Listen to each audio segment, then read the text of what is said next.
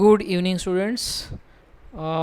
Last લેક્ચરની અંદર એક સરસ મજાનું તમને જે છે ક્વેશ્ચન પૂછ્યો તો મેં, right, and that question was why the distance between two polynucleotide chain in DNA remains almost constant, right. અને એનો આન્સર ક્યાંક ને ક્યાંક તમને બોન્ડ લેન્થમાંથી તમને મળશે, રાઈટ, જે મેં તમને કદાચ બીજો ક્વેશ્ચન સાથે પૂછ્યો હતો, રાઈટ. એકની બોન્ડ લેન્થ આપણે જોયું હતું, the bond length between A and T is 3 angstrom and between G and C is 2.8 angstrom, right. તો આમ તો જે બંને ક્વેશ્ચન પૂછ્યા હતા એનો આન્સર એક સરખો જ થશે, રાઈટ. જો હું તમને પૂછું કે ભાઈ બે પોલીન્યુક્લિયોટાઇડ વચ્ચેની જે પણ કે તમારો જે ડિસ્ટન્સ જે છે એ ઇક્વલ રહે, તો એનો ક્યાંક ને ક્યાંક આન્સર બોન્ડ લેન્થ શું કામે ઓલમોસ્ટ સેમ છે એમાં જ મળશે ને તમને, રાઈટ. કારણ કે આ જે લેન્થ જે છે તમારી એ 3 એંગસ્ટ્રોમ છે અને આ જે તમારી લેન્થ જે છે એ 2.8 એંગસ્ટ્રોમ છે. તો ઓલમોસ્ટ ત્યાં જ તમારો આન્સર મળી જાય તમને, રાઈટ. તો હવે ફર્સ્ટ ક્વેશ્ચન જે તો કદાચ તમને કોઈ આ રીતે પૂછે that why the distance between two polynucleotide chain in DNA remains almost constant, that is because the bond length is between A and T and G and C is almost same, right. That is the reason why distance remains same. તો હવે તમને એવું થાય કે ભાઈ bond length શું કામે constant છે, રાઈટ. તો જો તમે જો કદાચ ક્લોઝલી ઓબ્ઝર્વ કરશો તો જે એડેનિન જે છે કયા ટાઈપનો ન્યુક્લિયોટાઇડ છે, રાઈટ. તો basically definitely you can say that it is purine type of you can say that nucleobase. અહીંયા જે છે એ પણ કેવો છે, પ્યુરિન છે. અને એની સામે જે છે તમને આ થાઇમિન જે છે એ કયા ટાઈપનો છે, પિરિમિડિન ટાઈપનો છે, રાઈટ. અને આ પણ જે છે એ કયા ટાઈપનો છે, પિરિમિડિન ટાઈપનો છે. તો જે પણ કાંઈ બોન્ડિંગ થાય છે એ કોની વચ્ચે થાય છે, એક પ્યુરિન ન્યુક્લિયોટાઇડ વચ્ચે અને પિરિમિડિન વચ્ચે, રાઈટ. સિમિલરલી અહીંયા પણ પ્યુરિન અને પિરિમિડિન. આ તમને યાદ કેવી રીતે રહ્યું પ્યુરિન અને પિરિમિડિન? તો જો તમને યાદ હોય તો GAPU એવું આપણે યાદ રાખ્યું હતું, ગપ્પુ, બરાબર ને, right. PU refers two purine, right. અને GA એટલે કે ગ્વાનિન અને adenine, right. Similarly CUT cut એવું આપણે યાદ રાખ્યું હતું પિરિમિડિન માટે, બરાબર ને. અને યુરાસિલ તો ડેફિનેટલી અહીંયા હોય નહીં, તો આપણે યુરાસિલ કન્સિડર નથી કરતા, પણ સાઇટોસિન ને થાઇમિન, રાઈટ. તો કારણ કે એક પ્યુરિન છે ને બીજું પિરિમિડિન છે. સિમિલરલી ગ્વાનિન અને સાઇટોસિનમાં પણ એક પ્યુરિન છે ને બીજું પિરિમિડિન છે. તો ડેફિનેટલી બંનેના સ્ટ્રક્ચરલ કેરેક્ટરિસ્ટિક સેમ થયા. કદાચ એવું થયું હોત ને કે બે પ્યુરિન વચ્ચે બોન્ડિંગ થતું હોત ને બે પિરિમિડિન વચ્ચે બોન્ડિંગ થતું હોત, તો આ જે ડિસ્ટન્સ જે છે તમારા બંને વચ્ચેનું, રાઈટ, એ ઇક્વલ ના રહેત, રાઈટ. સે ફોર એક્ઝામ્પલ અહીંયા જે છે એ 2.8 એંગસ્ટ્રોમ છે, પછી અહીંયા તો કે 3 છે, અહીંયા તો કે ભાઈ 3 છે. આ જે સેમ રહી છે તમારું ડિસ્ટન્સ, એ same throughout the length જે છે એ તમારું સેમ ના રહ્યું હોત જો કદાચ બે પ્યુરિન અને બે પિરિમિડિન વચ્ચે બોન્ડ જો કદાચ હાઇડ્રોજન બોન્ડ થયો હોત તો, રાઈટ. પણ એવું થતું નથી. આપણે જોયું કે પ્યુરિન ને પિરિમિડિન, રાઈટ, બંને કેસની અંદર એવું આવે છે. That is the reason why the distance between two polynucleotide chain in DNA remains constant. I hope તમને આન્સર ખ્યાલ આવ્યો હશે. એમ છતાં પણ ન ખ્યાલ આવ્યો હોય, definitely you can ask me. Okay, ચલો. તો મેં એક સરસ મજાનું તમને કીધું હતું that proposition of the you કે say that Watson and Crick model, right, જે ડબલ હેલિક્સ મોડલ હતું, રાઈટ, એ ક્યાંક ને ક્યાંક શારગાફ જે પણ રૂલ જે છે એને ઉપર આધારિત હતું એવું તમે કહી શકો છો, રાઈટ. તો ઇરવિન શારગાફ કરીને જે છે એક સાયન્ટિસ્ટ થઈ ગયો, રાઈટ.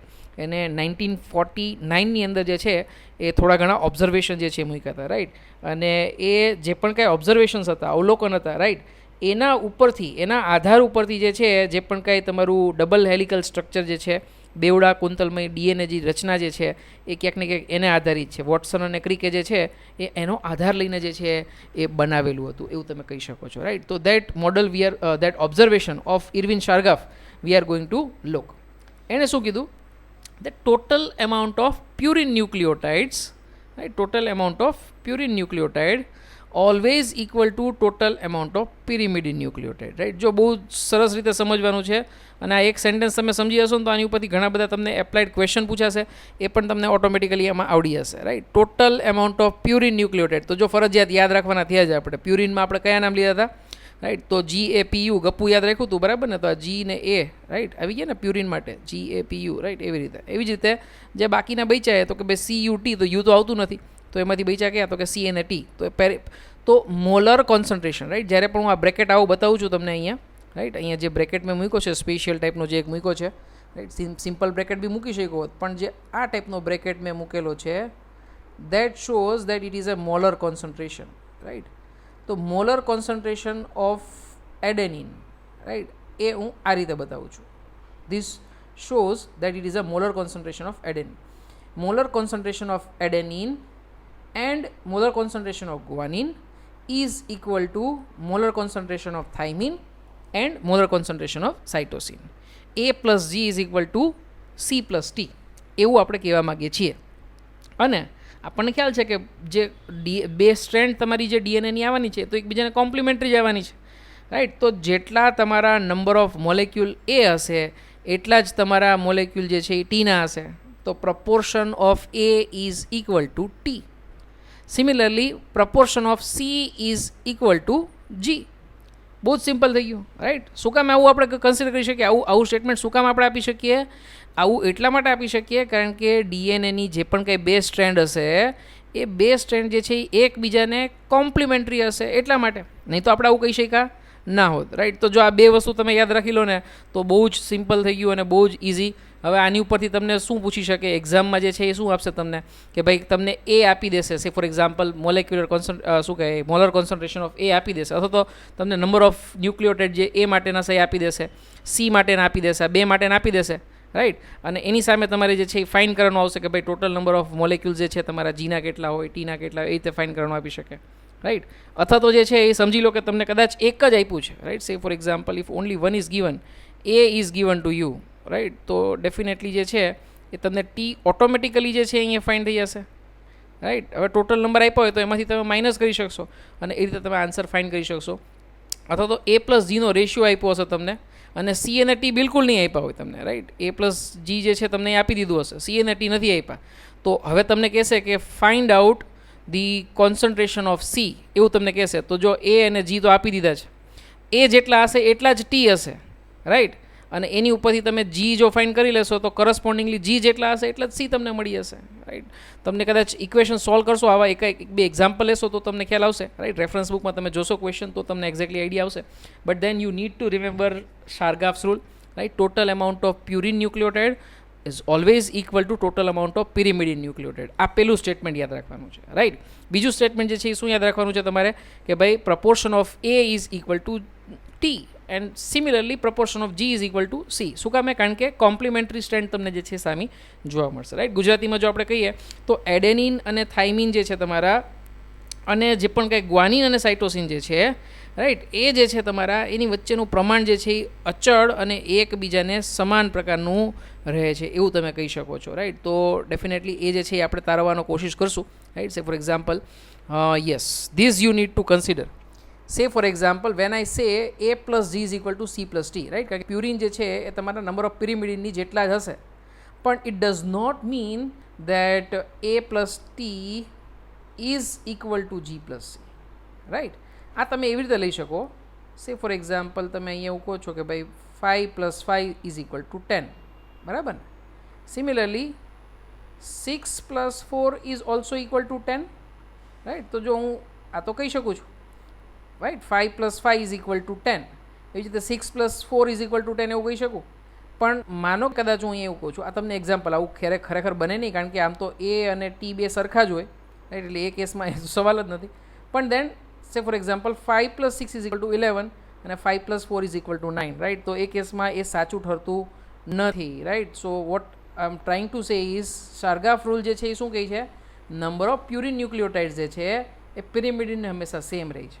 પણ એનો બિલકુલ મિનિંગ એવો નથી that A plus T is equal to G plus C, right. એ ક્યારેય તમારું સાચું પડી શકે નહીં, right. It is not necessarily, right. થઈ શકે ખરા પણ એવું જરૂરી નથી એવું આપણે કહેવા માગીએ છીએ, right. So definitely molar concentration of A is equal to T. Similarly the molar concentration of G is equal to C.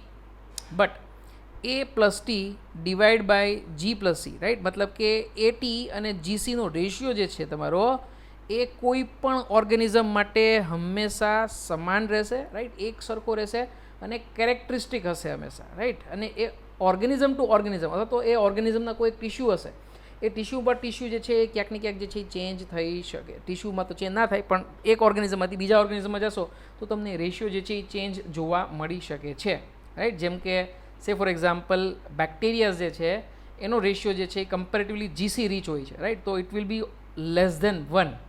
Similarly eukaryotic cell હોય તો એ હંમેશા 80 રીચ હોય, રાઈટ, એ અને ટીનું પ્રપોર્શન કમ્પેરેટિવલી વધારે હોય અને એ કેસમાં એનો રેશિયો જે છે એ મોર ધેન 1 જે છે હંમેશા આવે એવા ચાન્સીસ વધારે છે અને આ જૂની એક્ઝામમાં પૂછાઈ ગયેલું છે, રાઈટ. ફરી પાછું જો તમને કદાચ યાદ આવતું હોય તો જ્યારે પણ આપણે સેલ ચેપ્ટર ભણ્યા હતા ત્યારે માઇટોકોન્ડ્રિયલ ડીએનએ જે છે આપણે જોયું હતું અને આપણે કમ્પેર કર્યું હતું અને આપણે ત્યારે કીધું હતું કે ભાઈ માઇટોકોન્ડ્રિયલ ડીએનએ જે છે ને એ ક્યાંક ને ક્યાંક બેક્ટેરિયલ ડીએનએ સાથે મેચ થાય છે. આમ તો માઇટોકોન્ડ્રિયા જ બેક્ટેરિયામાંથી ઉદ્ભવ થયેલા છે અને પછી આપણા સેલ સાથે સિમ્બાયોસિસ, એન્ડોસિમ્બાયોસિસ એવું આપણે યાદ રાખ્યું હતું, રાઈટ. અને આપણે કમ્પેરિઝન કેવી રીતે કર્યું હતું કે ભાઈ એની થિયરી આપણે કેવી રીતે સમજાવી તો કે ભાઈ જેવું બેક્ટેરિયામાં રિબોઝોમ હોય એવા જ સેમ માઇટો રિબોઝોમ્સ હોય, રાઈટ.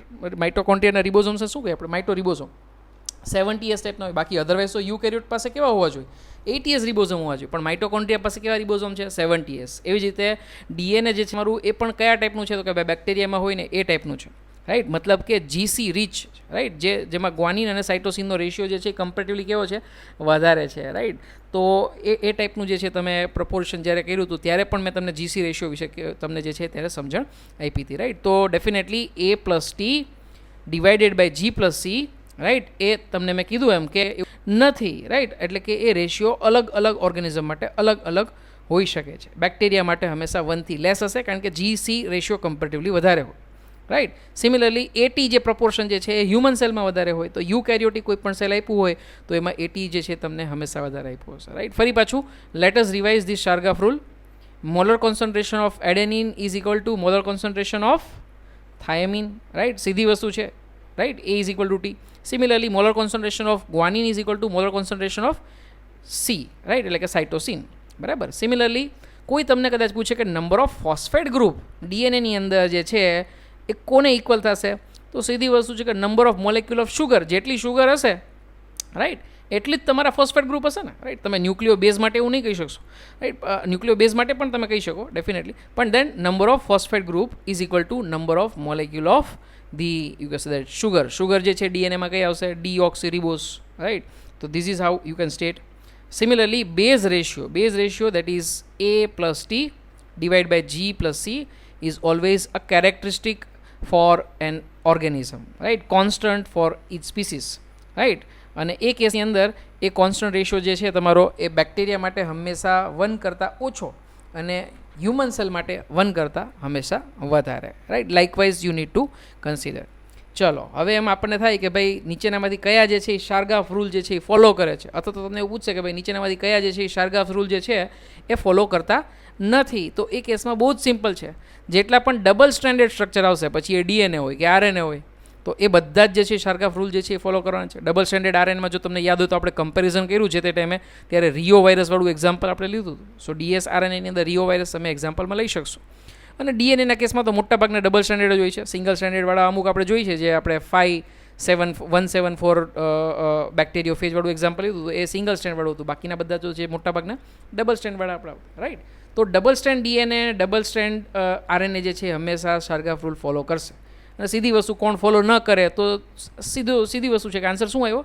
સિંગલ સ્ટ્રેન્ડ ડીએનએ અને સિંગલ સ્ટ્રેન્ડ આરએનએ જે છે એ તમારા શાર્ગાફ રૂલ ફોલો કરતા નથી. તો બહુ સિમ્પલ થઈ ગયું, રાઈટ. પણ એમ છતાં પણ ક્યારેક ને ક્યારેક પૂછાઈ ગયેલો ક્વેશ્ચન છે, right. Which of the following organism does not follow Chargaff rule? તો એમાંથી 3 એક્ઝામ્પલ એવા હશે તમને કે જે ડીએસ ડીએનએવાળા હશે, ડીએસ આરએનએવાળા હશે, રાઈટ. અને એક એક્ઝામ્પલ એવું હશે જે સિંગલ સ્ટ્રેન્ડ આરએનએ અથવા તો ડીએનએવાળું હશે, and that you need two tick, right. તો એ તમારો સાચો આન્સર હશે એવું તમારે એઝ્યુમ કરવાનું રહેશે, રાઈટ. ચલો આ મેં તમને કહી દીધું છે. પ્રોકેરિયોટિક સેલની અંદર ડીએનએ જે છે એ હંમેશા જીસી ટાઈપ હશે. આ સિવાય યુકેરિયોટિક સેલમાં પણ માઇટોકોન્ડ્રિયલ ડીએનએ અને ક્લોરોપ્લાસ્ટિડિયલ ડીએનએ પણ જીસી રીચ હોય છે, રાઈટ. કારણ કે બેક્ટેરિયલ ઓરિજિન જ બતાવે છે. તો એ કેસમાં ખાસ એ વસ્તુ તમે નોંધજો, બરાબર ને. તો ગ્વાનિન અને સાઇટોસિન જે છે તમારા નાઇટ્રોજન બેઝિસ જે છે તમારા એ વધારે અમાઉન્ટમાં હશે. અને એ કેસમાં ડેફિનેટલી બેઝ રેશિયો કેટલો થશે? 1 કરતાં વધારે કે ઓછો? ડેફિનેટલી જો જીસી જે છે એ બોટમમાં હોય, રાઈટ, ડિનોમિનેટરમાં હોય, તો એ કેસની અંદર definitely it will be less than 1. Fine. Similarly for eukaryotic cell the DNA is of 80 type, right. That means proportion of the adenine and thymine is more in the amount, and in that case base ratio is more than 1, right. તો 2 example તમને અહીંયા બતાવું છું જે તમારે યાદ રાખવાના છે. Base ratio for human liver cell is 1.53, રાઈટ. Similarly for a simple bacterium, say for example E coli લઈ લો કે કોઈ પણ લઈ લો તમે, તો ઇટ ઇઝ લેસ દેન 1, એટલે કે 0.8 જે છે તમારો આવશે, right. So this is Chargaff rule. ફરી પાછું એકવાર રિવાઇઝ કરી લઈએ જેથી કરીને તમને ખ્યાલ આવી જાય, કંઈ પણ ડાઉટ હોય તો તમારું ક્લિયર થઈ જાય, right. So let us revise is Chargaff rule, right. Chargaff rule જે છે આપણને શું કહેવા માગે છે? In 1949, Irwin Chargaff stated that the number of purine nucleotide molecules are always equal to total number of pyrimidine nucleotides. So A plus G is equal to T plus C. Right. બીજી વસ્તુ ખાસ આપણે કઈ not કરી કે ભાઈ એ જેટલું હશે એટલું જ તમારો પ્રોપોર્શન ટીનો હશે. સિમિલરલી સી જેટલું હશે એટલો જ જી હશે તમારો. હા, પણ એ જરૂરી નથી કે A plus T is equal to G plus C. એવું જે છે એ તમારું દરેક વખતે પોસિબલ થાય, રાઈટ, એવું જરૂરી નથી. તો મતલબ કે A plus T plus G divide by G plus C is not same for all organism. It varies with the organism. હા, પણ જે તે સ્પીસીસ હશે એના માટે એ બહુ કેરેક્ટરિસ્ટિક છે. ફોર એક્ઝામ્પલ હ્યુમનનો લીવર સેલ લઈ લો તમે, કે પછી કે હ્યુમનનો સ્ટમકનો સેલ લઈ લો, બધાની અંદર જે રેશિયો છે 1.53 જ રહેશે, રાઈટ. સિમિલરલી જે છે તમારો બેક્ટેરિયાની અંદર જે છે ઓલમોસ્ટ જે છે જીસી રીચ હોય એટલે 1 કરતાં ઓછો, સે ફોર એક્ઝામ્પલ ઈ કોલાઈ માટે 0.8 એટલું જ તમારો રહેશે, બરાબર. તો આ થઈ ગયું તમારું ઓવરઓલ જે પણ કે શારગાફ રૂલ જે છે, રાઈટ. શારગાફનું આખું નામ ઇરવિન શારગાફ એ 1949ની અંદર જે છે સ્ટેટ કર્યો. અને આ શું કામ આપણે સ્ટડી કરીએ છીએ? કારણ કે આ જે પણ કે ઓબ્ઝર્વેશન હતા એની ઉપરથી ડબલ હેલિકલ સ્ટ્રક્ચર જે છે એ પોસ્ચ્યુલેટેડ કરવામાં આવ્યું હતું, રાઈટ. વોટસન અને ક્રિકે એનો આધાર લઈ અને પછી ડબલ હેલિક્સ મોડલ જે છે એ બનાવવાનો પ્રયત્ન કર્યો હતો, બરાબર. who will follow the Chargaff rule? તો ડેફિનેટલી ડબલ સ્ટેન્ડર્ડ સ્ટ્રક્ચર હશે એ ફોલો કરશે. who will not follow the Chargaff rule? તો સીધી વસ્તુ છે સિંગલ સ્ટેન્ડર્ડ જે તમારા હશે એ ફોલો નહીં કરે, બરાબર. Prokaryotic we have learn GC type, so that's why base ratio is less than 1. And AT type definitely eukaryotic cell base ratio is more than 1. For human cell 1.53 and base ratio for a simple bacterium 0.8. આટલી જે detail તમે લીધી છે એની ઉપરથી તમને ઘણા બધા applied questions reference બુકમાં જોવા મળશે, રાઈટ. તો સોલ્વ કરવાનો ટ્રાય કરજો અને જો કદાચ તમને ડિફિકલ્ટી હોય તો ડેફિનેટલી યુ કેન આસ્ક મી. ચાલો હવે આપણે જોઈએ છે ટાઈપ્સ ઓફ ડીએનએ.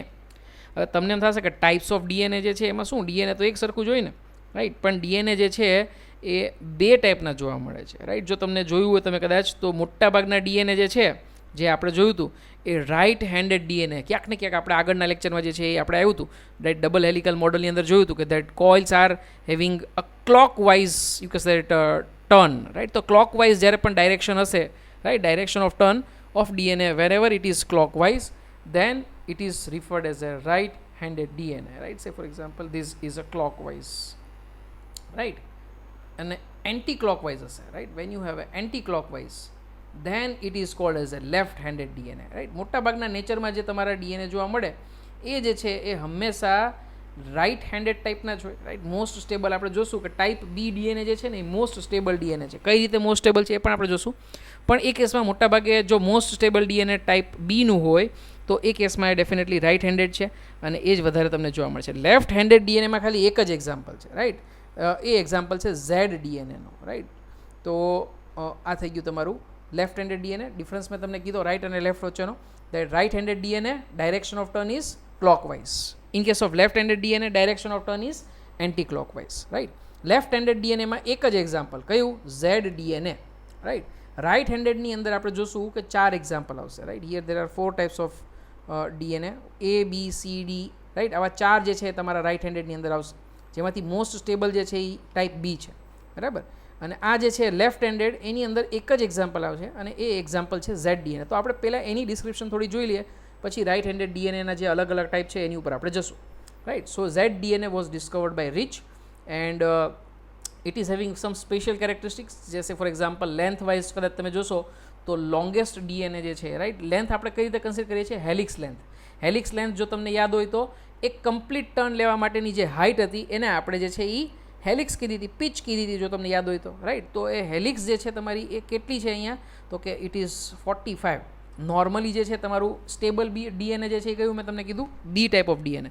અને બી ટાઈપ ઓફ ડીએનએ માટે આપણે હેલિક્સ લેન્થ કેટલી કીધી હતી ગયા લેક્ચરમાં જો તમને યાદ આવતી હોય તો, yes, it was 34 angstrom, right. 34 angstrom એવું આપણે કીધું હતું, રાઈટ. તો એની કમ્પેરમાં લેન્થ કેટલી છે, ઘણી વધારે છે. 34 અને 45 વચ્ચેનો ડિફરન્સ ઘણો મોટો છે.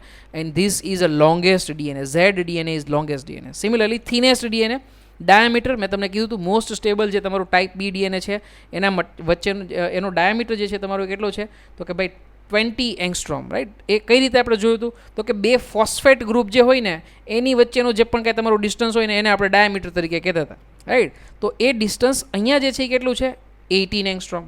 નોર્મલી કેટલું હોવું જોઈએ તો કે 20 એંગસ્ટ્રોમ, રાઈટ. તો 20 કરતાં 18 ઓછું થયું ને, અને સૌથી ઓછું ઝેડ ડીએનએમાં જ હોય, રાઈટ. તો કેટલું છે 18 angstrom, and which is thinnest of the all. Total 5 ટાઈપના ડીએનએ, રાઈટ હેન્ડેડમાં 4 A B C D અને લેફ્ટ હેન્ડેડમાં 1 Z. આ બધામાં સૌથી ઓછામાં ઓછો તમારો ડાયામીટર હોય તો એ છે ઝેડ ડીએનએનો, રાઈટ. તો આ બે વસ્તુ માટે ઝેડ ડીએનએને ખાસ યાદ રાખશું. એક તો લેફ્ટ હેન્ડેડ ડીએનએ છે એટલા માટે, બીજું તો કે લોંગેસ્ટ ડીએનએ છે, અને ત્રીજું થિનેસ્ટ ડીએનએ. 3 વસ્તુ જે છે તમારી ખાસ યાદ રાખવાની છે. આ સિવાય નંબર ઓફ બેઝ પેર જો તમને કદાચ યાદ રહે તો યાદ રાખજો. Number of base pair in the helix length of Z DNA is equal two 12.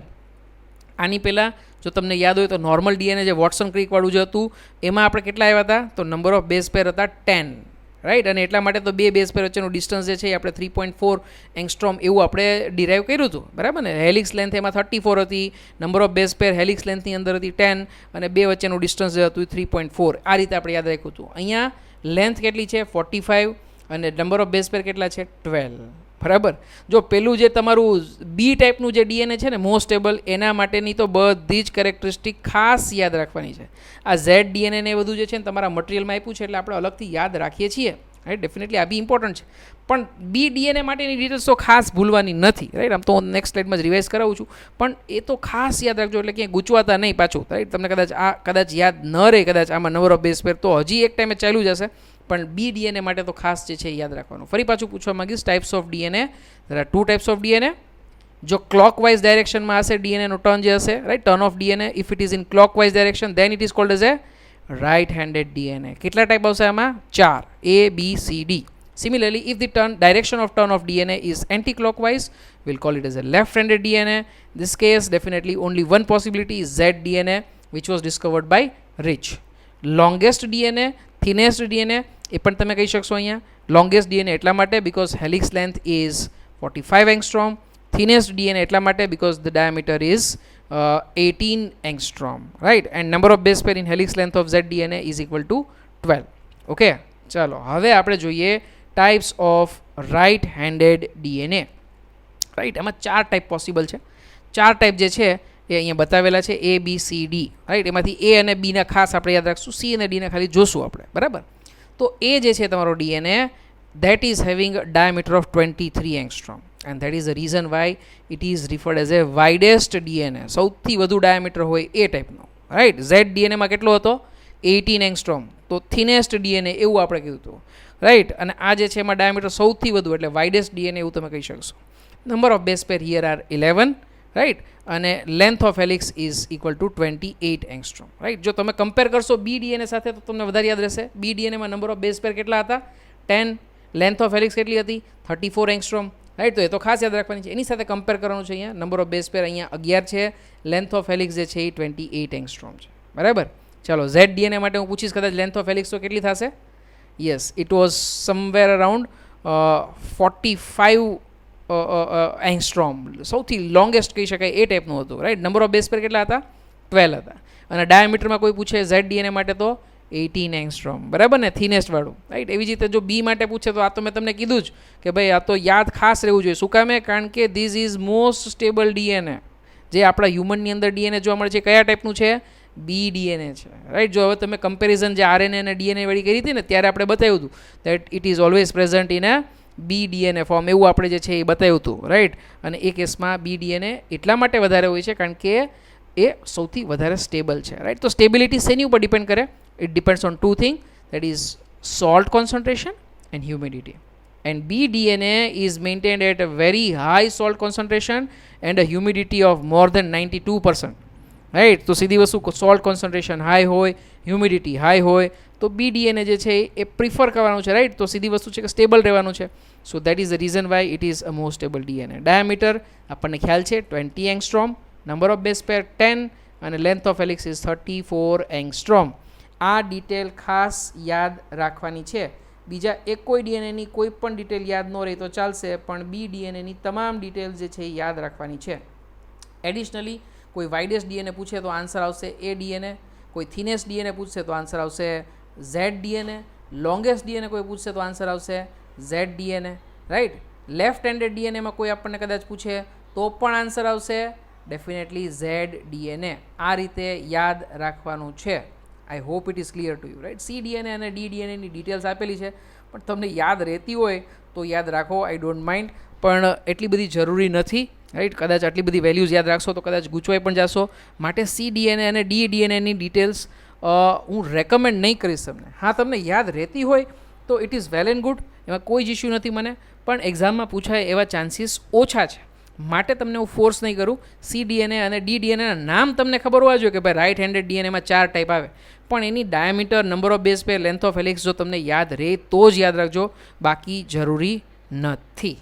Okay, ચાલો આગળ વધીએ છીએ. પેલિન્ડ્રોમિક ડીએનએ એકવાર પૂછાઈ ગયેલો ક્વેશ્ચન અને ખૂબ જ ઇમ્પોર્ટન્ટ, રાઈટ. પેલિન્ડ્રોમિક ડીએનએ આપણે ક્યારે કહી શકીએ? when both chains of DNA have same sequence of nitrogen bases, then it is called as a palindrome of each other or palindromic DNA. તમને ખ્યાલ હોય તો ગુજરાતીમાં એક સરસ મજાનું એક નાનું એવું સેન્ટેન્સ હતું જે કદાચ તમે નાના હશો ત્યારે તમે બોલ્યા હશો, રાઈટ. હું તો નાનો હતો ત્યારે અમે બોલતા અને બહુ મજા કરતા ફ્રેન્ડમાં, લીમડી ગામે ગાડી મળી, અને પછી એને એ જ સેન્ટેન્સ તમે પાછું ઊંધું બોલો તો ડેફિનેટલી તમને એનું એ જ તમને મળશે, રાઈટ. લીમડી ગામે ગાડી મળી એવી રીતે જ યાદ રહેશે.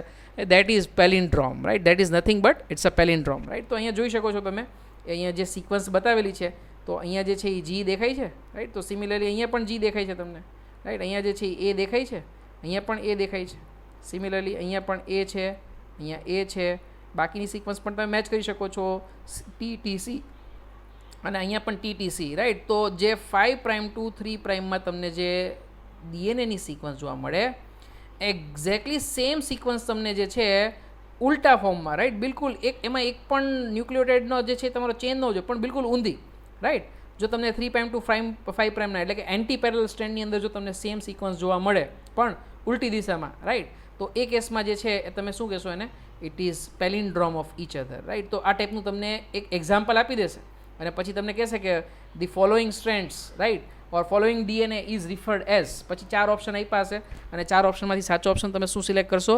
It is a palindromic DNA likewise. Okay, તો બહુ જ સિમ્પલ થઈ ગયું, પણ એક નાનું એવું ફેક્ટ છે અને આ પેલિન્ડ્રોમિક ડીએનએ આગળ પણ ક્યાંક ને ક્યાંક તમને જે છે એ હેલ્પફુલ થશે. તો ઇન્ફોર્મેશન બેઝ બી ઇમ્પોર્ટન્ટ છે અને આગળ ક્યાંક ને ક્યાંક જે છે આપણે જોશું સિક્વન્સ ત્યારે પણ કામ લાગશે. તો પેલિન્ડ્રોમિક ડીએનએ પણ ખાસ યાદ રાખજો. Now we will go ahead with a very important topic, જેને આપણે કહેશું packaging of DNA helix, right. એટલે કે જે પણ કંઈ ડીએનએ કુંતલ તમારું હશે એનું પેકેજિંગ જે છે એ કઈ રીતે થાય છે એ આપણે સમજવાનો પ્રયત્ન કરીએ. તો એના માટે જે છે એક સરસ મજાની ડિટેલ્સ આપણે જોઈ હતી. કઈ ડિટેલ જોઈ હતી? Distance between 2 consecutive base pair, right. આ તમને યાદ હોય તો આપણે હેલિક્સ લેન્થ અને નંબર ઓફ બેઝ પેર કેટલી હોય એક હેલિક્સમાં એની ઉપરથી આપણે જોયું હતું અને એ કેટલી આપણે આઈડેન્ટિફાઈ કરી હતી? 0.34 નેનોમીટર, રાઈટ. આવી આપણે કંઈક જે છે એ આઈડેન્ટિફાઈ કરી હતી, અથવા તો 3.4 એંગસ્ટ્રોમ એવું આપણે જોયું હતું. 3.4 નેનોમીટર એટલે કે 0.34 મલ્ટીપ્લાઇડ બાય 10⁹ મીટર્સ, આવું કંઈક થશે, બરાબર ને? તો this is distance between 2 consecutive base pair. હવે length of DNA double helix in a typical mammalian cell, right.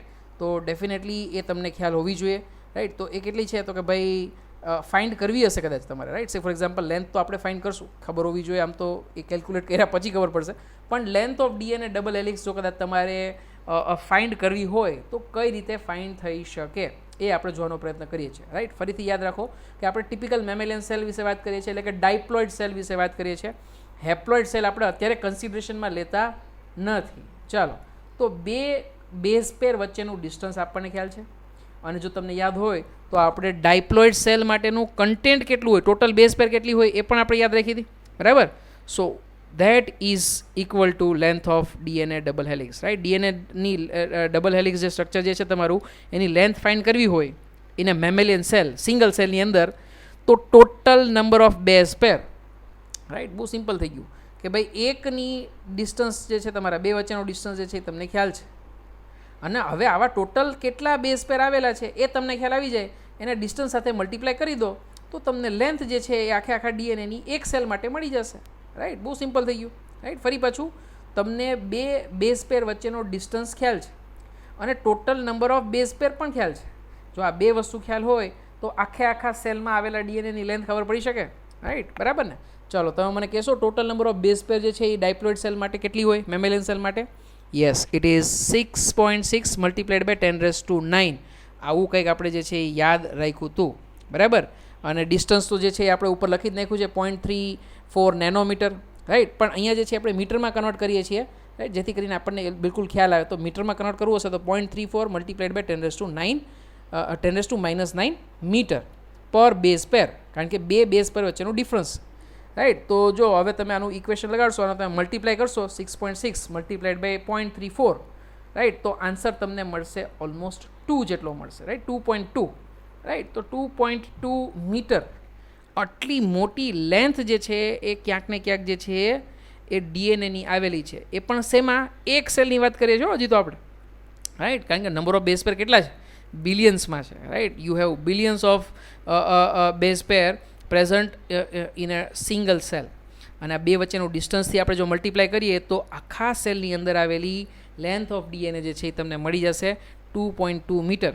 હવે એક હ્યુમન બોડીની અંદર બિલિયન્સ ઓફ સેલ આવેલા હોય, ટ્રિલિયન્સ ઓફ સેલ્સ આવેલા હશે. આ તો એક સેલ માટેની વાત થઈ. જો આખા હ્યુમન બોડીનું આખું ડીએનએ તમે સ્ટ્રેચ આઉટ કરો ને અને એને તમે જો સિંગલ લાઇનમાં ગોઠવશો તો એની લેન્થ કેટલી થશે ખબર છે? You can travel from human to you can travel from earth to sun and sun to earth again, almost you can say that 20 times, કદાચ એના કરતાં પણ વધારે છે, આઈ ડોન્ટ નો, રાઈટ? અર્થ અને સનના ડિસ્ટન્સ કરતાં લગભગ 40 કે 41 ગણું એટલું તમે જે છે ડિસ્ટન્સ તમે કરશો ટ્રાવેલ, એટલું ડિસ્ટન્સ જે છે એ ક્યાંક ને ક્યાંક એક હ્યુમન બોડીમાં આવેલા ડીએનએનું હોય છે, રાઈટ? આટલું મોટું તમે સ્ટ્રક્ચર જે છે એ વિચારી શકો છો, right? So that is the you say that, right? અને પછી તમને ક્વેશ્ચન એવું બી થવું જોઈએ કે ભાઈ આ જે છે એ તો લેન્થ કેટલી થઈ? એક સેલ માટેની થઈ, રાઈટ? એક સેલની અંદર આવેલા ડીએનએની લેન્થ થઈ. અને જે નોર્મલ સેલ હોય એનો સાઇઝ કેટલી હોય? 10 micrometre, right? Normally eukaryotic cell જે છે એ કેટલું હોય? 10 માઇક્રોમીટર. અને આ 10 માઇક્રોમીટર તો આખું સેલ કીધું હો મેં. પાછું ન્યુક્લિયસ તો જે છે એ આના કરતાં નાનું હોય ને, લગભગ કેવું હોય નોર્મલી 30 થી 40% જેટલો ભાગ જે છે એ ન્યુક્લિયસ રોકી શકે, રાઈટ? તો એ કેસમાં 10 માઇક્રોમીટરનો સેલ હોય તો usually you have a 3 micrometre nucleus, right? 3 or 4 micrometre nucleus. આ 3 માઇક્રોમીટર સ્પેસની અંદર કેટલું ડીએનએ ભરેલું છે? 2.2 મીટર ડીએનએ. આટલું લેન્થવાળું ડીએનએ જે છે એ આની અંદર એકોમોડેટ થયેલું છે. અને એની ઉપરથી તમે વિચારી શકશો, હવે આપણો મેઇન મુદ્દો આવ્યો કે પેકેજિંગ જે છે એ કેટલું મોટું હશે. તમે વિચારો, how coiled structure, right, is present in our cell for this DNA. Super coiled structure જે છે એ ડીએનએનું આવેલું હોય તો જ એવું થઈ શકે કે આ 2.2 મીટરની લેન્થવાળું ડીએનએ 3 માઇક્રોમીટરની સ્પેસ, ન્યુક્લિયસની સ્પેસ અરાઉન્ડ 3 to 4 માઇક્રોમીટરની સ્પેસની અંદર એકોમોડેટ થયેલું હશે, બરાબર ને? ચાલો એક સરસ મજાનું એક એક્ઝામ્પલ તમારી બુકની અંદર પૂછ્યું છે, એ આપણે સોલ્વ કરવાનો ટ્રાય કરીએ. જે તમારી બુકની અંદર ક્વેશ્ચન પૂછેલો છે એ પૂછેલો છે, if the length of E coli DNA is 1.36 millimetre, what should be the number of base pair in E coli, right? જો ઈ કોલાઈ ડીએનએની લંબાઈ 1.36 મિલીમીટર હોય તો ઈ કોલાઈમાં આવેલા જે પણ કાંઈ તમારા બેઝ પેર જે છે, બેઝ જોડ જે છે એની તમારી જે છે નંબર જે છે એ ગણીને બતાવવાની છે, એવું તમને કહેવા માગે છે. તો જો આપણે તો ખાસ યાદ રાખવાનું છે, લેન્થ આપણે કઈ રીતે કાઉન્ટ કરી હતી? નંબર ઓફ બેઝ પેર ખબર હોવા જોઈએ અને બે બેઝ પેર વચ્ચેનું ડિસ્ટન્સ ખબર હોવું જોઈએ. તો ડિસ્ટન્સ તો આપણને હંમેશા યાદ જ રહેવું જોઈએ. કેટલું હોવું જોઈએ ડિસ્ટન્સ બે બેઝ પેર વચ્ચેનું? 0.34 નેનોમીટર. તો ફિક્સ થઈ ગયું. વોટસને ક્રિકે કીધું હતું એ પ્રમાણે જ આપણે યાદ રાખી લીધું, રાઈટ? ડબલ સ્ટેન્ડર્ડ ડીએનએ માટે હંમેશા સેમ રહેશે. પછી પ્રોકેરિયોટિક કે યુકેરિયોટિક બધાની અંદર સેમ રહેશે, રાઈટ?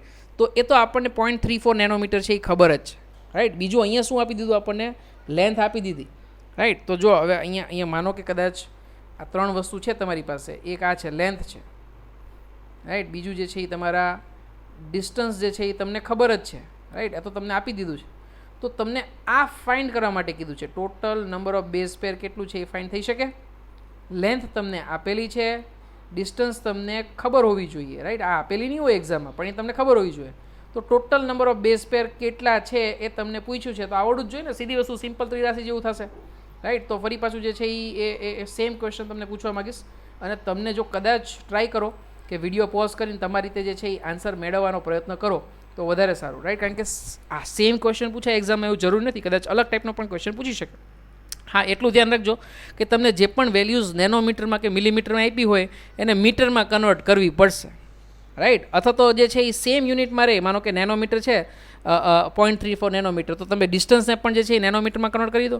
જો સેમ યુનિટ હશે ને તો તમને જે છે ઉપર નીચે જે છે એ કદાચ કેન્સલ આઉટ કરવામાં જે છે એ ઇઝી પડશે, રાઈટ? તો સે ફોર એક્ઝામ્પલ, ઓકે, અહીંયા એંગસ્ટ્રોમમાં મેં ફેરવેલું છે, તો you can just convert this values into angstrom. Length of E. coli is given as a 1.36 millimeter. That does mean it is 1.36 multiplied by 10 raised to 7 angstrom, right? કારણ કે millimetre એટલે 10 raised to -3, right? અને આપણે એંગસ્ટ્રોમમાં convert કરવું છે તો સીધી વસ્તુ છે કે 10 raised to -10 અને 10 raised to -3, તો એનું તમે જો સામસામું જે છે ઉડાડશો તો 10 raised to 7 જે છે એ વેલ્યુ તમને મળશે, રાઈટ? તો length of E. coli you can say that it is 1.36 multiplied by 10 raised to 7. I hope it is clear to you, right? હવે જે છે ડિસ્ટન્સ તો તમને ખ્યાલ જ છે. Average distance between two base pair of DNA is equal to 3.4 angstrom. Yes, right? એમાં એંગસ્ટ્રોમમાં ફેરવું, કદાચ તમે નેનોમીટરમાં ફેરવો તો પણ ચાલશે, કોઈ જ ઇશ્યુ નથી એમાં, રાઈટ? એ ખાલી તમારા યુનિટનો ડિફરન્સ આવશે, બીજું કોઈ ડિફરન્સ આવશે નહીં. તો હવે બહુ જ સિમ્પલ થઈ ગયું. Total number of base pair જે છે એ તમારા અને ડિવાઈડ જે છે એ તમારા કરવાના આવશે x divide by y, right? કારણ કે આપણે શું કીધું હતું કે જે લેન્થ ઓફ DNA હોય તમારી, it is equal to average distance between two pairs multiplied by number of nucleotide. પણ હવે અહીંયા આપણે નંબર ઓફ ન્યુક્લિયોટાઇડ ફાઇન્ડ કરવાના છે. તો ન્યુક્લિયોટાઇડ માટે જે છે તમારે x ડિવાઈડ બાય વાય, એટલે કે length divide by average number of average distance of the base pair જે છે એ તમારે ફાઇન્ડ આઉટ કરવું પડશે. So x divide by Y, that is 1.36 multiplied by 10 raised to 7 divide by 3.4. જો તમે કરશો તો you will get an answer of 3.9 multiplied by 10 raised to 6, which is equivalent to 4 multiplied by 10 raised to 6 base pair. અહીંયા જે છે એ મેં unit નથી લખ્યો, પણ તમારે લખવો પડશે. બીજી ભૂલ મેં એ કરી છે કે અહીંયા નંબર ઓફ ન્યુક્લિયોટાઇડ લખ્યું છે. આ ન્યુક્લિયોટાઇડ ખરેખર ના આવવું જોઈએ શું? નંબર ઓફ બેઝ પેર આવવું જોઈએ અમારે, રાઈટ? તો નંબર ઓફ બેઝ પેર જે છે તમારા એ આવશે 4 multiplied by 10 raised to 6 base pair. આ રીતે આન્સર આવવો જોઈએ. ઓકે, હવે અહીંયા તમને હજી એક ડાઉટ જવો જોઈએ. કયો ડાઉટ? કે અહીંયા જે આન્સર આવે છે એ આપણે આની પહેલાં જે E. coliમાં બેઝ પેર કીધા હતા એની કરતાં થોડોક અલગ આવે છે, રાઈટ? તમને જો ખ્યાલ હોય તો બુકમાં જ આપેલું છે કે number of base pair in E. coli is equal to 4.6 multiplied by 10 raised to 6. એવું આપણે ક્યાંક ને ક્યાંક જે છે એ આગળ જોયું હતું, રાઈટ? જો તમે કાંઈ બુક જોશો તમારી તો તમને ફરી પાછું જે છે તમને આઈડિયા આવશે. E. coliની અંદર આવેલા base pair 4.6 multiplied by 10 raised to 6 base pair જે છે એ સાચો આન્સર છે. પણ અહીંયા આપણને જે લેન્થ આપેલી છે આપણે તો એની ઉપરથી કેલ્ક્યુલેટ કરેલું છે, રાઈટ? તો આપણા દાખલા માટે જે વેલ્યુ આવે છે એ સાચી છે. બાકી સ્ટાન્ડર્ડ કોઈ પૂછે આપણને કે ભાઈ E. coliની અંદર બેઝ પેર કેટલા છે, તો આપણે બુકમાં આપેલી જે છે ડિટેલ એ જ ફોલો કરવાની છે, રાઈટ? NCERTમાં જે લખેલું છે એ પથ્થર ઉપર લકીર એવી રીતે આપણે આગળ ચાલવાનું છે.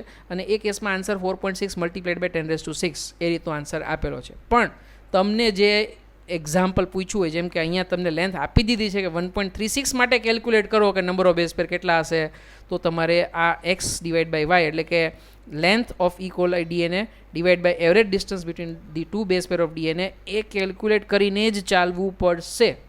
આઈ hope it is clear to you. હું શું કહેવા માગું છું તમને મેસેજ કન્વે થતો હશે. ઓકે, ચલો આગળ વધીએ છીએ. યસ, હવે now the question is what is the size, typical size of you કે મેમેલિયન ન્યુક્લિયસ. તો ક્યાંક ને ક્યાંક જે છે it is 10 raised to -6 metre, right? It is been written like this, right? આ તમારી કદાચ મારા ખ્યાલથી બુકમાંથી જ લીધેલી મેં ડિટેલ હશે, રાઈટ? મારી જાતે ડિટેલ નથી, પણ મેં તમને આની પહેલાં પણ સમજાવવાનો પ્રયત્ન કર્યો, રાઈટ? કે આઈડિયલી જે છે એ તમારું અહીંયા 1 માઇક્રોમીટર જે છે એ બતાવવાની કોશિશ કરી છે આ લોકોએ. પણ નોર્મલી 10 માઇક્રોમીટરનો જો સેલ હોય ને તો એ કેસની અંદર ન્યુક્લિયસની સાઇઝ જે છે ઓલમોસ્ટ 30% જેટલી ઓક્યુપાય થતી હોય તો 3 માઇક્રોમીટર જેવી હોય. ચલો છોડો, જે વાંધો નહીં. પણ તમારી બુકમાં આપેલું છે તો આપણે જે છે ફરી પાછું, રાઈટ, પથ્થર ઉપરની લકીર એ પ્રમાણે આપણે જે છે જોવાનો પ્રયત્ન કરીએ. અહીંયા એપ્રોક્સિમેટલી 1 માઇક્રોમીટર જેવું જે છે એ બતાવવાની કોશિશ કરી છે, 10 raised to -6 metre. Likewise it is been said. તો વસ્તુ એ છે ભલે 1 માઇક્રોમીટર કે 3 માઇક્રોમીટર, ક્વેશ્ચન તમને એ અરાઈઝ થવો જોઈએ કે આટલો મોટો DNA, એટલે કે 2.2 મીટર લેન્થવાળું DNA, આ જે કહી શકાય કે ભાઈ 1 માઇક્રોમીટરની સાઇઝમાં જે છે એ કઈ રીતે પેકેજ થઈ ગયું, રાઈટ? તો answer is simple. That it is coiling and coiling, બરાબર ને? તો સુપર કોઇલિંગ જે છે તમારું એ ક્યાંક ને ક્યાંક જે છે તમારો આન્સર તમે કહી શકો છો, રાઈટ? તો યુ નો દેટ ડીએનએ આપણે જોયું હતું લાસ્ટ લેક્ચરમાં જ, that it is acidic and it is negatively charged. Okay, so negatively charged DNA is wrapped around a positively charged histone octamer. તમારી બુકમાં તો એક સિંગલ મોટો દડો આપી દીધો છે અને આ દડો જે છે એને ઓક્ટામર કહી દીધો છે. જ્યારે આપણે તો સેલ ચેપ્ટર ભણ્યા ત્યારે ભણ્યા હતા કે ખરેખર ઓક્ટામર કેવો હોય, જે તમને આ લેક્ચરમાં પાછો બતાવીશ બી ખરા કે ઓક્ટામર જે છે એ ખરેખર 4 ટાઈપના જે હિસ્ટોન હોય ને એ બંને જે તમારા જે છે બધા જે 4 ડીએનએ જે છે એ ડબલ, રાઈટ? એટલે કે ટોટલ 8 હિસ્ટોન થઈ ગયા, રાઈટ? અને 8 હિસ્ટોન ભેગા થઈને જે આખું કોર મોલેક્યુલ બનાવે છે એને આપણે શું કહેશું? ઓક્ટામર કહેશું, રાઈટ? એડિશનલી એક સીલિંગ હિસ્ટોન પણ આવેલું હોય છે અને સીલિંગ હિસ્ટોનનું નામ પણ યાદ રાખવાનું છે. You can just see that H1 histone is always a ceiling histone. બાકીના જે તમારા હશે ને એ આપણે જોશું H2A, H2B, H3 અને H4. આ 4 તમારા અલગ અલગ જે છે એ ડીએનએ જે છે એ ઓક્ટામર જે છે એ બનાવશે, જેને આપણે core of DNA histone molecule કહેશું, બરાબર ને? ઓક્ટામર તરીકે આઈડેન્ટિફાઈ કરશું, રાઈટ? તો એની ઉપર ડીએનએ જે છે તમારું રેપ થશે અને એને આપણે આવા સ્ટ્રક્ચરને આપણે શું કહેશું? ન્યુક્લિયોઝોમ. આમ તો આપણે બહુ ક્લિયરલી ડિફાઇન કરેલું હતું સેલમાં અને તમને પાછો બતાવવા પણ માગીશ કે એ ન્યુક્લિયોઝોમ ખરેખર કોને કહેવાય, રાઈટ? તો this is nucleosome, right? Nucleosome, remember that this is a structural unit of chromosome, right? જે તમારું bead on a string, right? જે મણકા કહી શકાય ને, દોરીમાં પરોલા મણકા કેવા હોય એના જેવું કેવું દેખાય? એ ક્રોમેટિન જે છે ને તમારું એક્ઝેક્ટલી એવું દેખાય, રંગસૂત્ર દ્રવ્ય હોય ને એવું દેખાય. અને જે મણકા હોય ને એ મણકા શું છે? એ મણકા જે છે એ બીજું કંઈ જ નથી પણ આ ન્યુક્લિયોઝોમ છે. તો ન્યુક્લિયોઝોમ કદાચ તમને કોઈ ડિફાઇન કરવાનું કે તો ડેફિનેટલી જે વચ્ચેનું તમારું જે કોર સ્ટ્રક્ચર આવેલું છે પોઝિટિવલી ચાર્જ હિસ્ટોન પ્રોટીન, એ હિસ્ટોન પ્રોટીન તમારું ઓક્ટામર બનાવે છે. કઈ રીતે ઓક્ટામર? તો કે 4 અલગ અલગ ટાઈપના જે છે એ બધા જ 2 વાર આવેલા છે, રાઈટ? H2A, H2B, H3 અને H4 આ બધા જ 2 વાર આવેલા છે. તો ટોટલ 8 થઈ ગયા હિસ્ટોન ઓક્ટામર, પ્લસ એક સીલિંગ હિસ્ટોન. સીલિંગ હિસ્ટોનનું નામ હંમેશા યાદ રાખો H1, રાઈટ? જે મેઇન ડીએનએ હશે તમારું એને આપણે કહીશું બાઇન્ડિંગ ડીએનએ. અને બાઇન્ડિંગ ડીએનએમાં જે છે એ લગભગ 164 જેટલા જે છે એ બેઝ પેર છે. ફોર એક્ઝામ્પલ અહીંયા હું જે ડ્રો કરું છું એ તમારું બાઇન્ડિંગ ડીએનએ છે, રાઈટ? તો this is a binding DNA, right? અને આટલું જે ડીએનએ જે છે તમારું ધીસ વન, રાઈટ? એ જે છે તમારું જે છે એ લિંકર ડીએનએ છે, રાઈટ? તો આ જે છે એ પણ લિંકર ડીએનએ છે, રાઈટ? તો લિંકર ડીએનએ, બાઇન્ડિંગ ડીએનએ અને હિસ્ટોન પ્રોટીન, રાઈટ? હિસ્ટોન પ્રોટીનમાં ઓક્ટામર અને સીલિંગ હિસ્ટોન, રાઈટ? આ ભેગું થઈને બનાવે છે ન્યુક્લિયોઝોમ, રાઈટ? હવે બાઇન્ડિંગ ડીએનએ માટે તો મેં સ્પેસિફિક અહીંયા આપી દીધું. કેટલા બેઝ પેર છે? 146 બેઝ પેર. સિમિલરલી જે તમારું લિંકર ડીએનએ જે છે એમાં કેટલા ડીએનએ આવેલા હોય? તો કે ઓલમોસ્ટ 54 જેટલા, 53 કે 54 જેટલા ડીએનએ તમારા આવેલા હોય. તો 146 પ્લસ 54 તો કેટલા ડીએનએ થઈ ગયા તમારા? લગભગ 200. Total number of base pair in a nucleosome is 200 base pair. આ ખાસ યાદ રાખવાનું છે. જેમ અત્યાર સુધી જે વેલ્યુ તમે યાદ રાખી છે એ પ્રમાણે આ number of base pair in a nucleosome પણ તમારે યાદ રાખવાની છે. Number of base pair in a nucleosome is 200 base pair. 200 base pair કઈ રીતે આપણે કાઉન્ટ કર્યા? 2 સેગમેન્ટમાં ડિવાઈડ કર્યા, બાઇન્ડિંગ ડીએનએ અને લિંકર ડીએનએ. બાઇન્ડિંગ ડીએનએ જે છે એમાં કેટલા બેઝ પેર? 146. લિંકર ડીએનએમાં કેટલા આવશે? 54, right? So that makes total 200 base pair. Likewise, this is an electron microscope view of chromatin.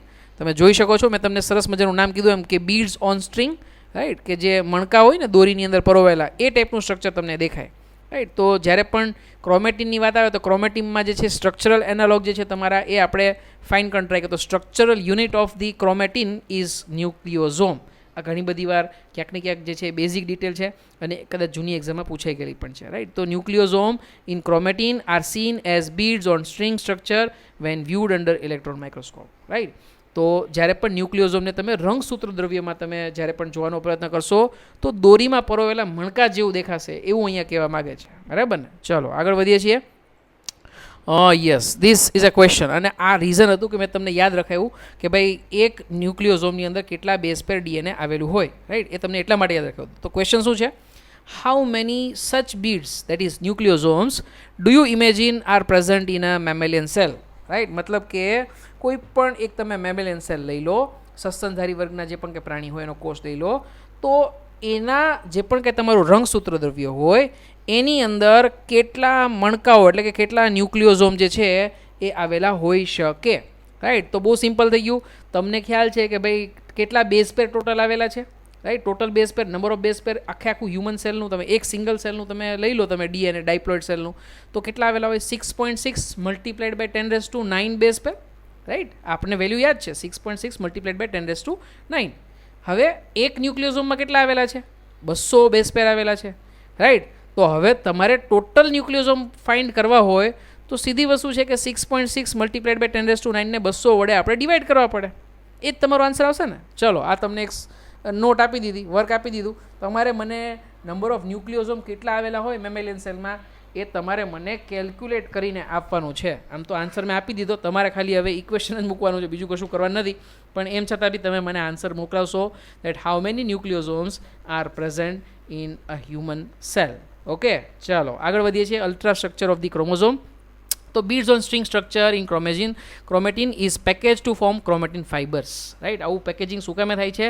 કારણ કે સ્ટ્રક્ચર જે છે એ કોઇલ્ડ થાય છે, રાઈટ. કોઇલ્ડ થાય છે, કન્ડેન્સ થાય છે. જો તમને યાદ હોય તો જે ઇન્ટરફેઝમાં ડીએનએ હોય એ ઇન્ટરફેઝમાં ડીએનએ એકદમ જે છે એ પાણી ગુમાવે છે, એટલે કે ડિહાઇડ્રેટ થાય છે, કોઇલ્ડ થાય છે અને કન્ડેન્સ થાય છે, રાઈટ. તો આ ત્રણ વસ્તુ જે છે તમારી થાય છે અને એના કારણે જે છે ધીમે ધીમે જે છે એ કોમ્પેક્ટ થતું જાય છે. એટલે ક્રોમેટિન હોય એ તમારો મેટાફેઝ આવે ત્યાં સુધીમાં તમને ક્રોમોઝોમ એટલે કે એક્સ શેપનું સ્ટ્રક્ચર જે છે એ ક્રિટિકલી દેખાય છે. અને સૌથી હાઈએસ્ટ કન્ડેન્સેશન કયા ફેઝમાં જોવા મળે? તો મેટાફેઝમાં, રાઈટ. તો સીધી વસ્તુ છે કે મેટાફેઝિક તમારું જે મેટાફેઝિક સ્ટેજ જે છે it is an ideal stage to observe the chromosome, કારણ કે ત્યારે કન્ડેન્સેશન સૌથી હાઈએસ્ટ ટાઈપનું હોય, રાઈટ. આ કોઇલ્ડ કઈ રીતે થાય છે? તો સીધી વસ્તુ છે કે રબરની દોરી હોય, તમે રબર તમારી પાસે હોય તો રબરને જે છે તમે જે છે થોડુંક જે છે વાળવાનો પ્રયત્ન કરશો તો એકબીજાની ઉપર જે છે વિટરાઈ જશે. ફરી પાછું જે છે એક સાઈડથી પકડી રાખો, બીજી સાઈડથી તમે વાળતા જાઓ તો એકદમ કોઇલિંગ જે છે એની ઉપર ઘણી બધી જોવા મળશે તમને.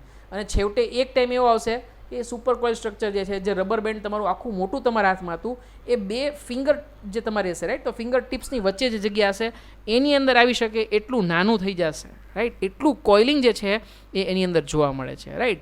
તો ડેફિનેટલી એની અંદર ક્યાંક ને ક્યાંક જે છે હાયર લેવલના જે પણ કંઈ તમારું પેકેજિંગ થાય so that requires an additional set of protein. અને આ પ્રોટીન્સ જે છે, કારણ કે મેઇન પ્રોટીનને આપણે હિસ્ટોન પ્રોટીન કીધું જેની ઉપર જે છે તમારું ડીએનએ વ્રેપ થાય છે, એ સિવાયના પ્રોટીન કે જે તમને પેકેજિંગમાં હેલ્પ કરશે એને આપણે કહીશું non histone chromosomal protein, NHC protein, right. So packaging of the chromatin at higher level requires additional set of proteins which are collectively referred as a NHC. NHC નું ફૂલ ફોર્મ આવશે non histone chromosomal proteins, right. આ રીતનું નામ તમારે જે છે એ યાદ રાખવાનું છે, રાઈટ. તો બે ટાઈપના પ્રોટીન જે છે તમારા ન્યુક્લિયસમાં આવેલા એવું તમે કહી શકો. એક હિસ્ટોન પ્રોટીન અને બીજું જે છે એ તમારા non histone proteins, right. Non histone chromosomal proteins. Histone પ્રોટીનના પાછા 5 ટાઈપ. કયા 5 type?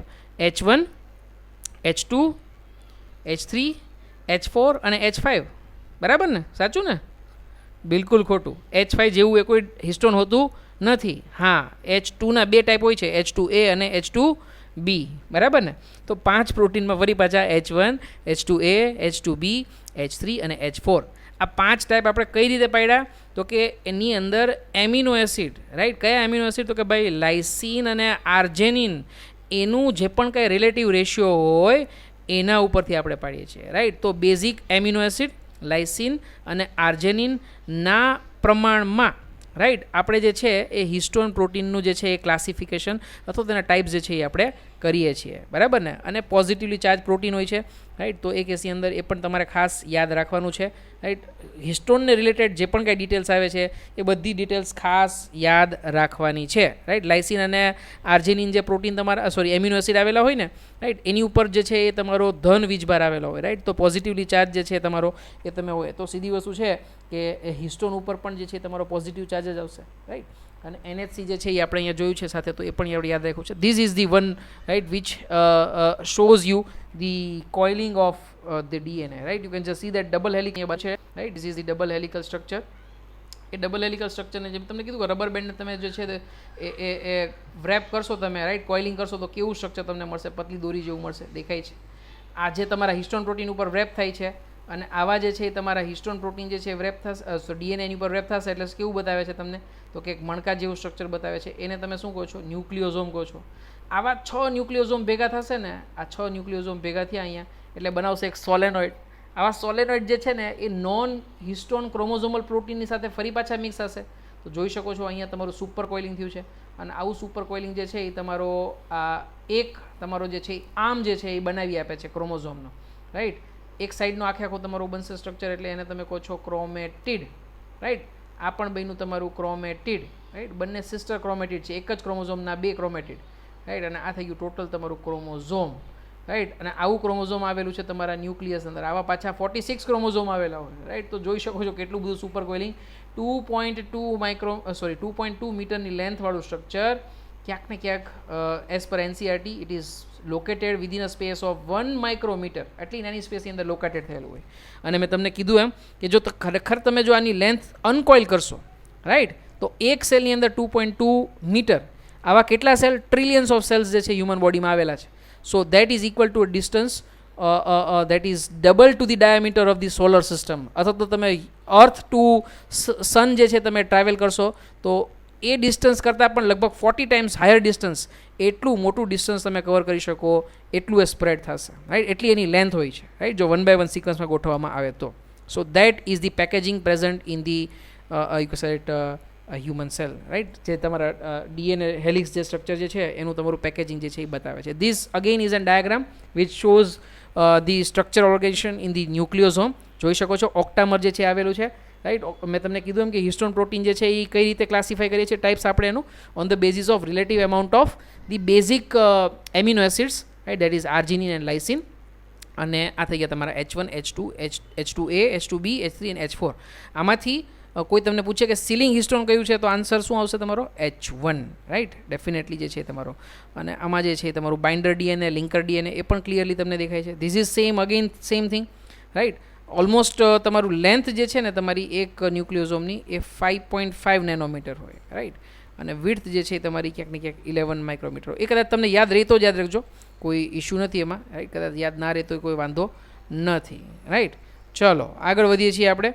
This is a metaphasic chromosome, right, for which histone is been shown here, right. Euchromatin versus heterochromatin આપણે આગળ ડિસ્કસ કરી લીધું છે, ફરી પાછું બતાવવાનો મતલબ નથી. Euchromatin is the one which is transcriptionally more active, heterochromatin is transcriptionally not active, and it eventually gets converted into either tRNA or rRNA, right. તો અમુક જે છે તમારા આરએનએ જે છે, સોરી, અમુક તમારું ડીએનએ જે છે એ કન્સ્ટિટ્યુટિવલી જે છે તમારા જે છે એ કહી શકાય કે ભાઈ હેટ્રોક્રોમેટિન જ હોય છે, સોરી, પરમેનન્ટલી જે છે હેટ્રોક્રોમેટિન. અને અમુક જે છે એ તમારા કેવા હોય કે એ ક્યારેક ને ક્યારેક અમુક ટાઈમે જે છે એ હેટ્રોક્રોમેટ. તો એ આપણે બાર બોડીમાં ને બધું જે છે ડિટેલ્સ લઈ લીધી છે, તો એ આપણે જોતા નથી, બરાબર ને. ટેલોમિયસ એટલે કે જે સૌથી એન્ડમાં આવેલું હોય, ટેલો એટલે કે લાસ્ટ, રાઈટ. તો આર્મ્સનો જે સૌથી લાસ્ટ પાર્ટ હોય એને શું કહેવાય? ટેલોમિયર કહેવાય, રાઈટ. ટેલોમિયર્સની ડિટેલ્સ પણ આપણે ઘણી બધી ડિસ્કસ કરેલી હશે, કદાચ કેન્સર વખતે પણ ડિસ્કસ કરેલી હશે, અથવા તો એજિંગ વખતે પણ ડિસ્કસ કરેલી હશે, રાઈટ. તો એ જે છે ખાસ આ બધી ડિટેલ્સ ફરી પાછી કદાચ અહીંયા પૂછી શકાશે, માટે અહીંયા તમને જસ્ટ બતાવી દીધું છે. આગળનું જે પણ મેં તમને ચલાવ્યું છે એમાંથી આ ડિટેલ્સ રિવાઇઝ કરી લેજો. ચાલો, moving towards the last portion of today's lecture. Central dogma theory જે છે એ જે છે એ આપણે ચલાવશું અને પછી એ સાથે આપણે આજનો લેક્ચર જે છે એ પૂરો કરીશું, રાઈટ. તો ફ્રાન્સિસ ક્રિક હી propose central dogma theory, right. અને એ સેન્ટ્રલ ડોગમા થિયરી જે છે, રાઈટ, ગુજરાતીમાં શું કહેશું આપણે? મધ્યસ્થ પ્રણાલી, રાઈટ. સેન્ટ્રલ એટલે કે મધ્યસ્થ, ડોગમા એટલે કે પ્રણાલી, રાઈટ. અથવા તો એને આપણે પ્રસ્થાપિત પ્રણાલી એવું પણ તમે કહી શકો છો, રાઈટ. તો એણે જે છે એ જ્યારે પણ ડીએનએનો ડબલ હેલિકલ સ્ટ્રક્ચર બતાવ્યું ને ત્યારે સાથે સાથે જે છે એ સેન્ટ્રલ ડોગમા જે છે એ થિયરી પ્રપોઝ કરી, રાઈટ. કારણ કે એને ખ્યાલ હતો કે ભાઈ ડીએનએમાંથી ડીએનએ બની શકે છે, that is called as a replication, right. ડીએનએમાંથી ડીએનએ બને એને શું કહેવાય? Replication, right. નવું ડીએનએ બનાવવું હોય તો એ જૂના ડીએનએમાંથી જ બને, રાઈટ. પણ એમઆરએનએ બનાવવું હોય તો એ પાછું આરએનએમાંથી ના બને, એસએમાંથી બને, ડીએનએમાંથી બને, રાઈટ. તો એ પ્રોસેસનું નામ આપણને ખ્યાલ છે, the process by which DNA gets copied into mRNA, right. Nucleic એસિડમાંથી ન્યુક્લિક એસિડ એટલે કે ડીએનએમાંથી એમઆરએનએ બને. આવું શું કામ બને છે? કારણ કે ડીએનએ ન્યુક્લિયસની બહાર જઈ શકતું નથી. So when the DNA is copied into another form that is mRNA, that is called as a transcription. કારણ કે ટ્રાન્સક્રિપ્ટની પ્રોસેસ થાય છે, કોપિંગની પ્રોસેસ થાય છે. તો that is a unidirectional process, right? So what central dogma theory says that formation of mRNA from DNA, that is transcription, right? So formation of mRNA from the DNA is unidirectional, right, vice versa possible નથી એવું જે તે ટાઈમે કીધું. આપણને તો ખ્યાલ છે હવે કે ભાઈ એમઆરએનએમાંથી પણ ડીએનએ બની શકે, જેને આપણે રિવર્સ ટ્રાન્સક્રિપ્શન કહીએ છીએ, એવું થઈ શકે. પણ જે તે ટાઈમે ફ્રાન્સિસ ક્રિકે જે છે એવું કીધું કે ભાઈ યુનિડાયરેક્શનલ હોય, એમઆરએનએમાંથી ડીએનએ બને, ડીએનએમાંથી એમઆરએનએ બને, એમઆરએનએમાંથી ડીએનએ પાછું બની શકે નહીં. જે ટેમિન નામના સાયન્ટિસ્ટે જે છે એ ફરી પાછું જે છે એ નવી થિયરી આપી હતી, આપણે જોશું નેક્સ્ટ સ્લાઇડ. બીજી વસ્તુ એને શું કીધી કે એમઆરએનએમાંથી પ્રોટીન બને ને એ પ્રોસેસ પણ યુનિડાયરેક્શનલ, મતલબ કે ટ્રાન્સલેશન પણ જે છે એ યુનિડાયરેક્શનલ પ્રોસેસ છે, રાઈટ. તો બે પ્રોસેસ, ટ્રાન્સક્રિપ્શન અને ટ્રાન્સલેશન, એ બંને યુનિડાયરેક્શનલ છે એવું ફ્રાન્સિસ ક્રિકે જે છે એ પ્રપોઝ કર્યું. And that we refer as a central dogma theory. પણ આપણને ખ્યાલ છે કે અમુક વાયરસની અંદર આનાથી બિલકુલ એક્ઝેક્ટ ઓપોઝિટ જે છે ડાયરેક્શનમાં પણ પ્રોસેસ થઈ શકે. હા, પ્રોટીનમાંથી એમઆરએનએ નથી બની શકતું, પણ એમઆરએનએમાંથી ડીએનએ તો બની જ શકે છે. અને એ જે છે એ પ્રોસેસને આપણે શું કહીએ છીએ, રાઈટ. તો definitely it is called as a reverse transcription, right. So in sum viruses the flow of information is in the reverse direction, that is from mRNA to DNA, and we can give the name as a reverse transcription, and that is a modern central dogma theory, right. યાદ રાખો, central dogma theory કોણે આપી હતી? Francis creek, right. અને modern central dogma theory જે છે એ ટેમિન નામના scientist આપી હતી. ટેમિન નામના સાયન્ટિસ્ટ આપી હતી એટલે એનું નામ શું આપ્યું આપણે? ટેમિનિઝમ, રાઈટ. અને આ પ્રોસેસ જે છે એ શું ઇન્વોલ્વ કરે છે? જે સેન્ટ્રલ ડોગમા થિયરી હતી એ સિવાય રિવર્સ ટ્રાન્સક્રિપ્શનની થિયરી પણ એની અંદર ઇન્ક્લુડ થાય છે, રાઈટ. તો you can just see that here I have shown 2 arrow. Previously મેં એક જ સિંગલ એરો બતાવ્યો હતો, હવે અહીંયા 2 એરો બતાવેલા છે, મતલબ કે બંને ડાયરેક્શનમાં રિએક્શન પોસિબલ છે. ડીએનએમાંથી એમઆરએનએ પણ બની શકે અને એમઆરએનએમાંથી ડીએનએ પણ બની શકે. આ ડીએનએમાં પાછો જે અહીંયા આપ્યો છે ને આમને આમ, એનો મતલબ કે ડીએનએમાંથી ડીએનએ પાછું બની શકે, જેને રેપ્લિકેશન કહેવાય. ડીએનએમાંથી બીજા ડીએનએની કોપી બને તો એને શું કહેવાય? રેપ્લિકેશન. એટલા માટે એ ટાઈપનો એરો બતાવેલો છે, રાઈટ. તમને સિમ્બોલ ખ્યાલ આવે એટલા માટે ડિસ્ક્રિપ્શન આપ્યું. ચાલો, નેમ ઓફ એન્ઝાઇમ કાંઈ કહેવાની જરૂર ખરી? સીધી વસ્તુ છે, name of enzyme is reverse transcriptase. હા, આ યાદ રાખજો, ડિસ્કવર્ડ બાય ટેમિનિઝમ. તો ટેમિન તો યાદ રહી જ જશે, સાથે બાલ્ટીમોર યાદ રાખવાનું, ડબલા મોર નહીં હો પાછું. હા, ચલો, વેરી ગુડ. તો Teminism discovered by Temin and Baltimore in Rous sarcoma virus, right. Sarcoma એટલે કે એક ટાઈપનું કેન્સર છે. આ વાયરસ જે છે એ ટાઈપનું કેન્સર કરી શકે એટલે એનું રાઉસ સાર્કોમા વાયરસ એવું નામ આપ્યું છે, right. Name of enzyme responsible for this process is reverse transcriptase, right. તો that is called as a RNA dependent DNA polymerase enzyme. Normally એવું હોય કે આરએનએ પોલિમરેઝ હોય ને એ ડીએનએ ઉપર ડિપેન્ડન્ટ હોય. ડીએનએ પોલિમરેઝ ક્યારે આરએનએ ઉપર ડિપેન્ડન્ટ હોતા નથી, પણ રિવર્સ ટ્રાન્સક્રિપ્ટેઝ જે છે ને એ એક્સેપ્શનલ છે, રાઈટ. ફરી પાછું, DNA polymerase are normally DNA dependent, કારણ કે ડીએનએમાંથી જ ડીએનએની કોપી બનતી હોય, રાઈટ. આરએનએમાંથી ડીએનએની કોપી ક્યારે બનતી ના હોય. પણ રિવર્સ ટ્રાન્સક્રિપ્શનમાં તો આરએનએમાંથી ડીએનએની કોપી બને છે. તો અહીંયા ડીએનએ પોલિમરેઝ કોની ઉપર ડિપેન્ડન્ટ થયો? એમઆરએનએ ઉપર. અને એટલા માટે એનું નામ શું આપ્યું આપણે? RNA dependent DNA polymerase enzyme. Okay, so this process is called as a reverse transcriptase and name of enzyme. કદાચ તમને રિવર્સ ટ્રાન્સક્રિપ્ટેઝને બદલે આ રીતે પણ આપેલું હોય તો પણ તમને આવડવું જોઈએ. RNA dependent DNA polymerase enzyme, આવું પણ નામ આપી શકે. The DNA which is formed by this type of an process that is called as a complementary DNA, cDNA. Okay, તો cDNA એટલે કે DNA formed from the mRNA, બરાબર. તો આ થઈ ગયું તમારું ડીએનએના ઘણા બધા ફૂલ ફોર્મ તમારે યાદ રાખવા પડશે, રાઈટ. નોર્મલ ડીએનએ તો તમને ખ્યાલ જ છે. આ સિવાય એમડીએનએ તમને કદાચ પૂછે તો માઇટોકોન્ડ્રિયલ ડીએનએ, સીપીડીએનએ કદાચ તમને પૂછે તો ક્લોરોપ્લાસ્ટિડિયલ ડીએનએ, સીડીએનએ તમને કોઈ પૂછે તો એ કેસમાં કોમ્પ્લિમેન્ટરી ડીએનએ. કોમ્પ્લિમેન્ટરી ડીએનએ તમે કોને કહેશો? DNA form from the mRNA by the process of reverse transcriptase. ફરી પાછી થિયરી એકવાર રિવાઇઝ કરી લઈએ. સેન્ટ્રલ ડોગમા થિયરી કોણે પ્રપોઝ કરી એવું આપણને પૂછે તો આન્સર શું આવશે? ડેફિનેટલી આવશે ફ્રાન્સિસ ક્રિક. ફ્રાન્સિસ ક્રિકે જે છે એ શું કીધું કે ભાઈ બે પ્રોસેસ, રાઈટ. હંમેશા ડીએનએમાંથી પ્રોટીન બને એટલે બે પ્રોસેસ આવે, ટ્રાન્સક્રિપ્શન અને ટ્રાન્સલેશન. ટ્રાન્સક્રિપ્શન પણ યુનિડાયરેક્શનલ હોય, ટ્રાન્સલેશન પણ યુનિડાયરેક્શનલ હોય, રાઈટ. પણ એ થિયરીમાં ક્યાંક ને ક્યાંક થોડુંક મિસિંગ હતું, કારણ કે અમુક વાયરસીસ એવા હતા કે જે એમઆરએનએમાંથી ડીએનએ પણ બનાવી શકતા હતા, જેને આપણે રિવર્સ ટ્રાન્સક્રિપ્શનની પ્રોસેસ કહે છે. અને એ ઇન્ક્લુડ કરવા માટે ટેમિન અને બાલ્ટીમોર નામના બે સાયન્ટિસ્ટે રાસ સાર્કોમા વાયરસની ઉપર એ પ્રોસેસ જે છે એ એક્સપ્લેન કરી. અને એમને કીધું કે ભાઈ હજી એક વસ્તુ આની અંદર એડ થઈ શકે છે. કઈ? તો કે ભાઈ એમઆરએનએમાંથી ફરી પાછું ડીએનએ બની શકે. શેની મદદથી?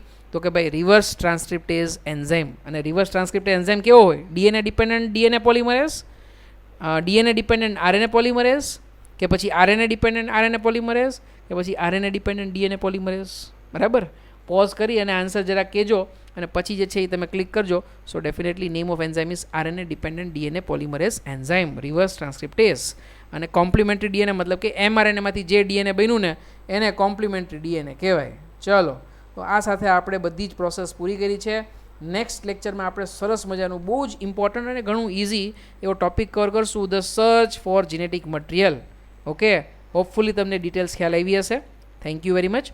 કદાચ ન ખ્યાલ આવી હોય, you are free to ask any question. Thank you.